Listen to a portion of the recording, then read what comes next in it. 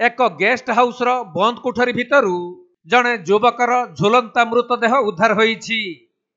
तबे युवक जनक भितरु कबाट बंद करी निजर जीवन हारिथिबा बेले पुलिस खबर पाई घटनास्थल रे पहुंचीथिला। आउ सही बंद थिबा कोठरी रो कबाट भांगी रूम भितरु युवकंकर मृतदेह उद्धार करिसंती। मिलिथिबा सूचना अनुसार बालेश्वर जिला जलेश्वर स्टेशन बाजार रे थिबा गोल्डन गेस्ट हाउस रो रूम नंबर 202 रे पश्चिम बंग अंचल सुप्रिय रुईदास नामक जने युवक रहुथिले। हेले आज सकाळु से कबाट न खुलिबारु गेस्ट हाउस मैनेजरंकर संदेह होइथिला।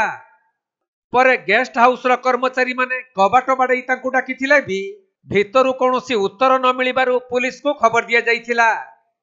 तेणु जलेश्वर पुलिस गेस्ट हाउस रे पहुंची कबाट भांगिबा परे रूम भितरे युवक जनक झुलुथबा अवस्था रे देखिबाकू पाइथिले। तेणु मजिस्ट्रेट उपस्थिति रे मृतदेहटी को जबत करिबा परे पुलिस घटनार अधिक तदंत करुछि। हेले केउ कारणरू युवक जनक जीवन हारिछंती से संपर्क रे किछि स्पष्ट जणा पड़ी नाही।